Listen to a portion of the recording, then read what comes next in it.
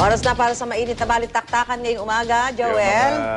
Mga hayop na in captivity. Nakakulong. Tawag ba sabihin natin, nakakulong. Anong tama? Mga nakakulong, nakahawla. Mga pinapanood. Oo, pinapanood. Sa mga gusto makisali sa balitaktakan, maaari na rin ngayong mag-phone in ang mga tanong ninyo. I-dial nyo lang ang alinman sa mga numerong makikita sa inyong mga screen. Pwede nyo lang tawagan po ang mga numerong yan hanggang sa pagtatapos ng ating balitaktakan. Sabi ng wildlife advocates, ibang-iba ang mundong ginagawa ng mga hayop sa kanilang natural habitat kumpara sa maliit na tirahang ginawa ng mga may-ari ng zoo para sa kanila. Isipin natin, mga kapuso, kung ang tao nga, nababagot pag nakatali kaya o nananatili ng matagal ng ang isang hayop sa isang lugar. Paano pa kaya kung yung mismong natural na tahanan mo ipagkakait sa'yo? Kung di ka naman may stress niyan, Susan, ano ha? Oo, kaya nga makikipagbalitaktakan sa atin ngayong umaga tungkol dyan si Trixie Concepcion na Regional Director for Asia Pacific ng Earth Island Institute. Magandang umaga, Trixie. Magandang umaga sa inyo, Trixie, Susan. good morning. Thank you for joining us. At syempre kasama natin ang Avilon Wildlife Conservation Foundation Curator na si Noel Rafael. Good morning, Noel. Good morning po. Morning, Noel. Welcome. Thanks for joining us, ha? Parang lumalabas dito, Miss Trixie, dapat ba wala na tayong zoo? Kami naniniwala na kung wild animal siya, it should be kept in the wild. Yun ang pinakamainam, pinakamabuti. So kung meron tayong zoo, yung mga animals lang na talaga pwedeng wala sa wild, parang ganon. Kung siya ay isang transient na kung endangered, kailangan natin muna i-preserve, kailangan natin paramihin yung populations. May service naman na ganon yung zoos. Pero kung for entertainment lang, palagay natin, meron na kasing bagong kaisipan ngayon na nagsasabi na kung gusto mo talagang matutunan ng isang hayop, dapat nandun siya sa natural environment niya kasi doon mo makikita yung relasyon niya doon sa environment, relasyon niya doon sa kanyang population. Alright. Si Noel kasi is from Avilon, ano? Ang daming hayop Avilon, dyan. merong zoo sa Rodriguez, tapos meron silang mini zoo dyan sa Tiendesitas. Ano ang rebuttal mo doon? I agree 100%. Okay. Wild animals should be kept in the wild. Okay. Ang kailangan maintindihan natin ngayon, mga most modern day zoos, they do not pluck from the wild anymore. Hindi sila kumukuha mismo sa wild. Ang history kasi ng mga zoos natin ngayon, they all came from what we call menageries, mga private collections. Dumami na ng dumami itong mga to. Yung mga animals na nakikita natin, most of the animals na nakikita natin ngayon sa mga zoos, sa ibang bansa o dito sa Pilipinas, mostly galing dun sa mga original na collection na yun. Okay. So yun. So ang ano naman doon is kung hindi mo i-maintain yung zoo, may mga nagsasabi, di ba, pakawalan natin sa wild. Pero most probably hindi naman mabubuhay talaga itong mga to na normal Sa wild. Sa wild. Okay. At saka saan? Ang problema, wala nang bundok, wala nang gubat. Katulad halimbawa ng isang tigre. It's a very territorial animal. No? Medyo limited na ang territories ngayon ng mga tigers natin. Sa sobrang dami ng tiger sa USA pa lang, sa USA alone, may mga pet dyan na tiger, would you believe? Meron mga nasa zoo. Saan mo ilalagay lahat yon? Kung lahat sila, papakawalan natin sa wild, di ba? Actually, kaya natin... Sige. Ang para sa akin, ang dapat ay, tama si Miss Trixie, meron ng kamalayan ngayon eh. Medyo mature na ngayon ang approach dapat ng mga tao pagdating sa pagpapatakbo ng zoo, na hindi lang siya for entertainment, hindi lang siya sa pagkikip mo ng personal collection mo. Kung hindi, dapat pasukan natin to ng conservation. Hindi lang conservation ng pagpaparami ng mga hayop, conservation through education, imulat din natin yung kamalayan ng mga tao. Alright, kaya natin pinag-uusapan ito, Susan, dahil doon sa nangyari kay Mali, no? Si Mali, maraming nagagalit at dapat daw ibalik na doon sa kanya natural habitat. Tapos namatay pa si Lolong, ano? Namatay si Lolong. Sabi nila na Lolong could have survived kung siya lang ay hindi ikinulong, ano? O ibinalik. Ibinalik, oo. Sa Agusan What do you think Marsh. where is chances kung sana'y nasa wild siya, Trixie? Actually, alam mo, nalulungkot ako, together with the rest of the environmental community siguro ng Pilipinas, kasi si Lolong could have been a showcase of the conservation efforts natin bilang mga Pilipino. He is a one-of-a-kind crocodile, pinakamalaki sa buong mundo. Nalungkot lang talaga kami na para bang hindi natin nataguyod yung ating conservation program sa kanya. Ang sa amin sana, ang magandang nangyari ay nung nakitang meron pala tayong ganitong resource, no? Lumalaki pala ng ganyan kalaki ang mga crocodile. Resource natin to, pinagmamalaki natin to. Sana nagkaroon agad ng pagsasaliksik na kung saan umiikot itong mga hayop na ito, and then ihiwalay sila or magkaroon ng some kind of a boundary between yung mga pwedeng kilusan ng mga tao at yung mga hayop. Dapat binalik siya doon sa kanyang natural habitat.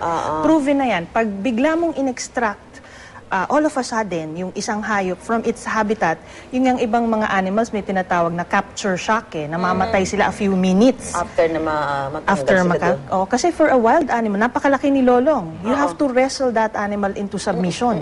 Hindi mo pwedeng, pwede ba sumama ka? Hindi, kailangan mo siyang masaktan. I-restrain mo. At sakit siya, magkakabruise siya, whatever. No? Pero, that could create a injury doon sa hayop, psychological and physical. Yung isa, yung kahapon may pinuntahan ako. Ito hindi si Lolong, si Tulong.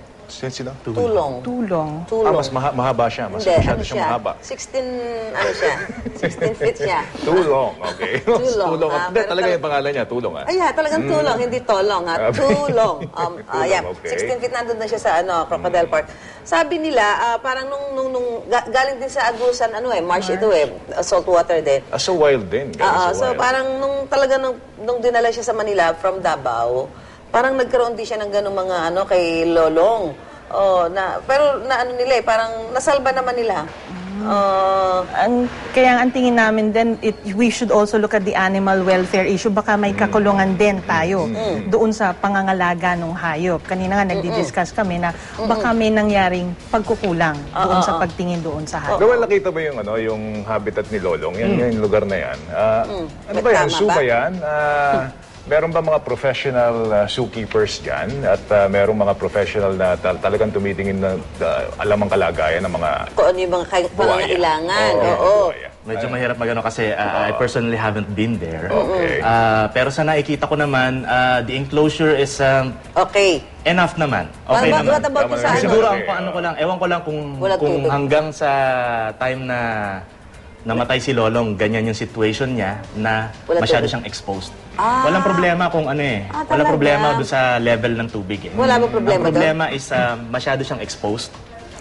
Alam mo yung para kang pinagtitinginan ng mga tao. At nakaka-stress sa kanila yun? Nakaka-stress yun. Hindi naman sa kami sa Avilon Zoo, if you've been there, yung crocodile yung crocodile display namin, we keep the waters murky. Oo nga, tama. Murky talaga. Pag gusto nila magtago, we let them. Ang problema dito kasi siyempre ang pinaka-showcase mo si Lolong So siyempre sayang ang punta mo kung di mo siya makikita. Yun lang yung nakikita ko na medyo dun sa nakikita ko sa video na parang hindi maganda. Hindi maganda for Lolong. Sana nilagyan pa nila ng maraming plant cover or para kung gusto niya magtago, tago siya. Kasi yung kasi sabi parang merong nylon na nag-bloated yung tiyan niya, di ba? Tapos parang may nakitang nylon. Pwede bang maging isang cause ng kanyang pagkamatay? Yung mga natural na mga nakakain nila, halimbawa, dolphins din, pag nakakain ng plastic yan, nagbi-beach doon sa pwedeng makamatay yan. Kaya nga, issue nga namin yan kung naalagaan ba, kung nakakain siya ng nylon rope, baka nga, pwedeng kakulangan. May kakulangan, may pagkukulangan. Alright. Maaring nagkaroon siya ng certain level of infection. Okay. Hindi lang dun sa husbandry, dun sa mismong pinag-aanohan niya, pinag-stayan niya, maaaring nung in-extract mismo siya dun sa wild. Maaaring nagkaroon siya ng internal injuries na hindi naman nakikita. Kasi yun ang mahirap sa pagkikip ng reptiles. Hindi mo rin makikita They rarely move. physically. So yun ang mahirap. Kahit kami, naka-experience kami ng isang very healthy animal, very healthy crocodile, only to find out sa morning, patay na. Patay na. Ganun. Walang signs. Ito daw kasi itong mga Hindi gumagalaw crocodile. Hindi gumagalaw. Yung sa labas na anyo niya, hindi mo makikita may dinaramdam siya. Parang ganun. Nakakita ko nga sa National Geographic, di ba, nakaganon yan. Tapos bigla na lang mangangagat yan. Parang statua yan. Ito pa naman si Lolong, hindi ba sabi nga mismo nung mayor, talagang tumaas yung kanilang tourist arrival din dahil nga parang siyempre, makikita mo, pinakamalaking buhaya sa buong mundo, di ba, in captivity. Sayang lang, namatay. Pero siguro, si Mali buhay pa sinasabi nila na may sakit daw, merong problema sa buntot, merong arthritis, and so on. Tapos 39 years old na si Mali. What goes through the mind of an elephant? Gagaya ni Mali, kanina pinag-uusapan na namin ni Noel, si Mali kasi 3 years old nung na-orphan yan, di ba? So, galing siya sa wild, tapos pinatay ng mga poachers yung kanyang mga magulang, so kinuha siya ng Sri Lankan na government, tapos binigay sa atin. What goes through the mind of an elephant? May kamalayan na yun, 3 years old, di ba? Ako hindi ko masasabi dahil hindi tayo elepante. Yes, But ang sabi ng mga eksperto, ang elepante, isa siyang very social animal. Hindi siya mabubuhay nang wala siyang kasamang ibang elepante. Ang mga pag-aaral nga na sinasabit ng mga environmental and animal rights groups, at least 3 individual elephants magkasama yan habang buhay. Ang nangyari kay Mali, nung siguro nawala na siya ng kasama, hindi na natin dinagdagan yung kanyang mga kasama, yung kanyang environment dyan sa Manila Zoo, hindi natin in-enhance para mas maging kamukha ng kanyang natural habitat. Sinabi nga mismo, walang nakakalapit na veterinaryo kay Mali, no? So, sa amin, yung animal care na nabibigay kay Mali ay hindi sapat.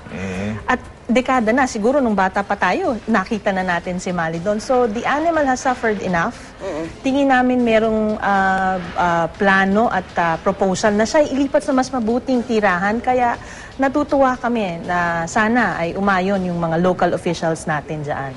Basahin natin itong tweet nitong si Sean. Sabi niya, zoo is a good refuge for sick or injured animals. But once they are ready to live on their own again, we have to let go. Kaya tayo may mga rescue center. Yun ang purpose nila. Pero may meron ba nangyari na ginamot nyo tapos binalik nyo? Pinakawalan nyo. Hindi, kasi most of the animals that we have are really not fit to be released back to the wild. Why?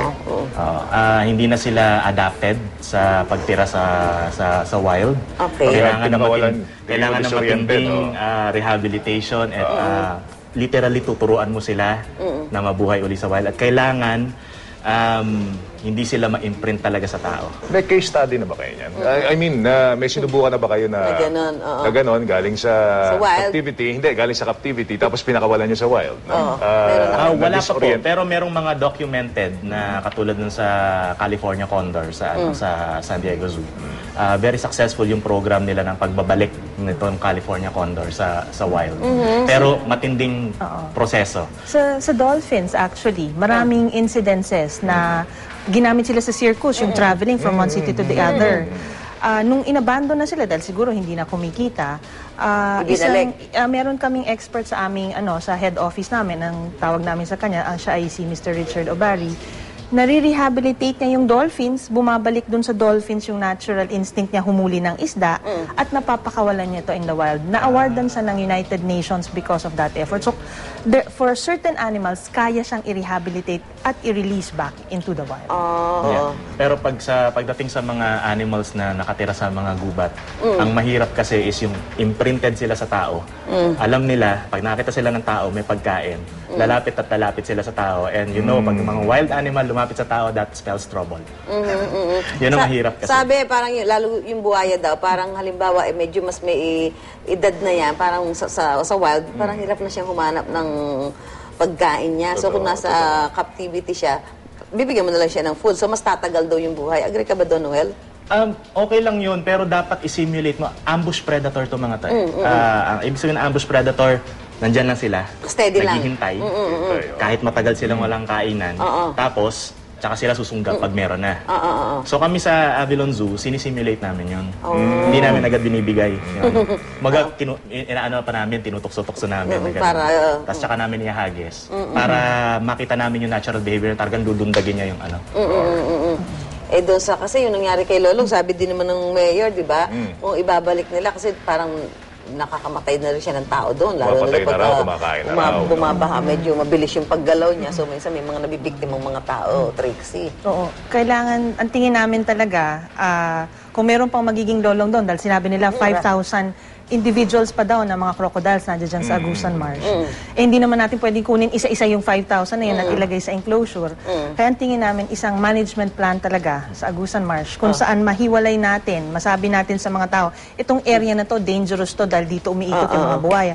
eto pwede kayo dito. Oo. Huwag kayong tumira dito para hindi kayo maatake ng mga buhaya, Oo, gano'n. dapat yun medyo hinihiwala yung tao. Tsaka binibigyan sila, hoy, marami ritong crocodile.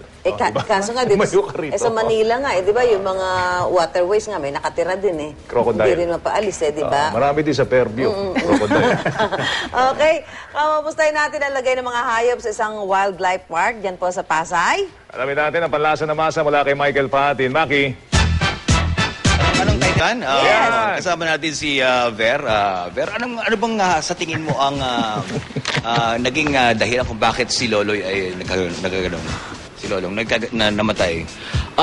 Isa sa mga speculations na namatay po si Lolong ay isa lang po isa sa mga factors kasi hindi pa po lumabas yung official necropsy report ng veterinaryo.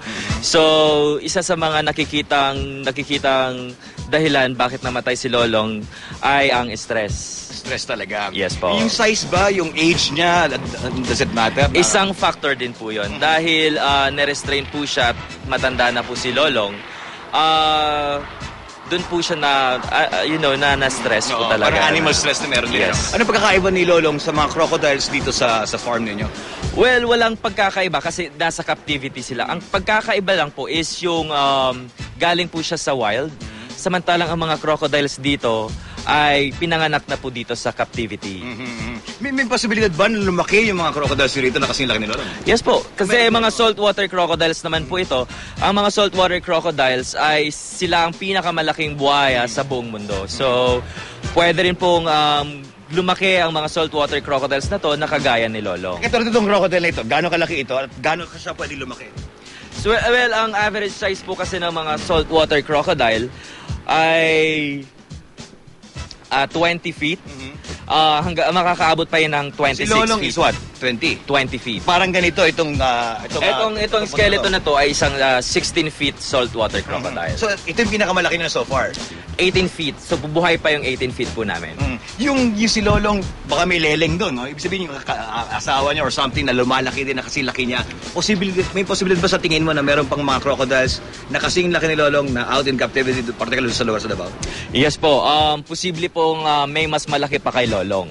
So, kasi ang mga saltwater crocodile, kaya po talagang lumaki na hanggang 26 feet. 26 feet talaga? Yes. Pero siya yung recorded na pinakamalaki? Yes, right? yes. Sa Pilipinas yun? Yes. Yung sinasabi ng 26, saan ba posible lugar yan? Well, ngayon po mahirap na pong mahanap ang mga 26-footer saltwater crocodile. Siguro nung mga unang panahon pa po siguro, may mga record up to 30 feet.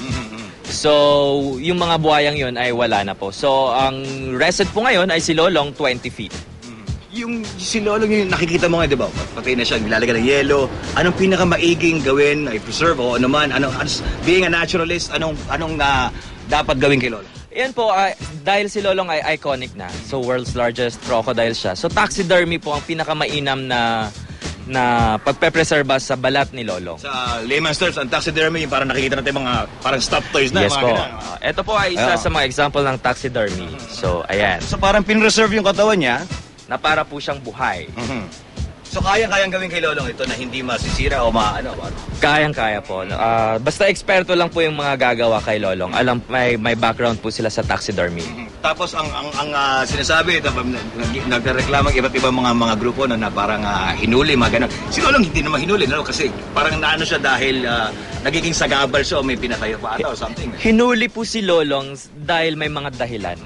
Dahil may nakakain na po itong mga tao, may nakakain na po itong mga alaga ng tao, kagaya ng mga baka, yung mga pangkabuhayan po nila. So, nag-decide po ang lokal na pamahalaan ng Agusan del Sur na huliin po yung pinakamalaking crocodile po. So, sa susunod na may ganyan, sa tingin mo, pag hindi naman nakaka-istorbo o nakakasagabal o panganib sa taong bayan, advice mo ba na dapat ilagay sa captivity para hindi paano? Not necessarily dahil ang mga crocodile territorial po yan. So may mga sariling teritoryo po sila. Kapag wala pong tao kasing pumapasok sa kanilang teritoryo, wala din pong taong makakain. So public awareness po talaga dapat ang programang ipapatupad ng lokal na pamahalaan na huwag pasukin ang mga teritoryo ng mga crocodile. Being a naturalist, ano yung sa tingin mo ang pinaka-importante na parang yung being a normal na tao, no, na misconception about sa mga crocodiles na ito? Misconception about crocodile na sila po ay kumakain ng tao. Dahil natural po sa kanila na territorial po sila, tahanan po nila ang yung marshes natin dito sa Pilipinas.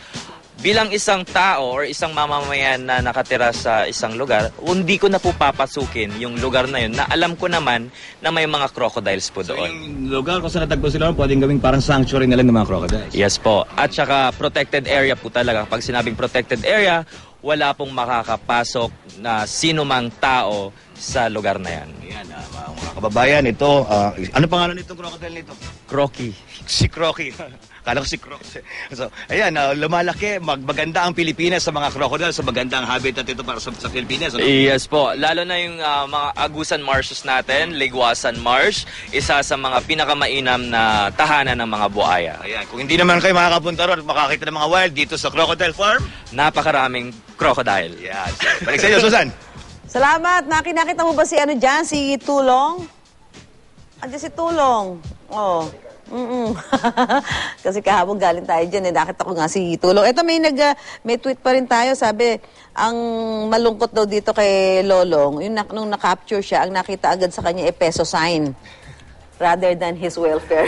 Totoo yun. Malungkot. Totoo yun. Kung sana nakita natin yung mas longer conservation value sa pagbuhay kay Lolong, hindi natin siguro kinulong si Lolong. Dapat pala kung doon sa Agusan Marsh, maraming buhaya, gawin natin crocodile sanctuary. Yes. Makakatulong pa yan, Susan, sa research, sa education, and ecotourism. Hindi naman natin sinasabing bawal ang ecotourism. Mas makakatulong Dapat pa si sa Lolong in a ginawa holistic nilang, way. symbolic na flagship. Correct. Dapat na conservation showcase dapat siya. Kaya kami napakalungkot talaga namin. Alam ko maraming maraming nagluksa nung linggo ng gabi na malaman ng balita na si Lolong ay pumanaw na. Maraming nagluksa. Anyway, final message natin, Trixie, para sa ating mga nanonood. Nako, alam mo siguro magbigay ka rin ng mensahe doon sa mga nakatira doon sa paligid ng mga Liguasan Marsh, yung Agusan Marsh. Kasi hindi mo pa pwedeng iakon mo doon yung mga buhaya at para sila ang tumira yung mga tao. Dahil para sa mga buhaya nga yun, di ba? Naniniwala kami, Susan, na yung environment, mga hayop, ibon, hindi lang naman, it's a synergistic yung relationship nitong mga hayop na ito sa mga tao. Kailangan lang ng better management. Tingin namin hindi naging maayos yung pag-manage, paggawa ng mga lugar na ito dapat tao, ito dapat yung mga crocodiles lang. Kailangan ng more research, better management, pag-unite, pag-organize ng mga tao dun sa area. At saka, tingin namin din, very significant sa atin yung pag-respect doon sa habitats ng mga likasyaman natin. Likasyaman natin si Lolong, nawala sa atin, napakasakit. Kami on our part, we also believe na the best way to learn about wild animals, the best way that we can learn from them is to see them in their wild habitat. Dolphins man yan, si Mali man yan, at si Lolong man yan, kung sino pa yung magiging ibang Lolong dyan, tingin namin, iwanan natin sila sa kanilang natural habitat. That is the best way we will learn from them. That is the best way we will showcase yung conservation efforts natin bilang Pilipino. Okay, salamat, Trixie. Noel, final message natin sa ating mga manonood. Sabi ni Zimmerman et al. Dun sa kanilang libro, Zoos in the 21st Century, ang mga modern-day zoos should be powerful centers for conservation. And yun ang dapat na kung patungo ang mga zoological institutions natin ngayon.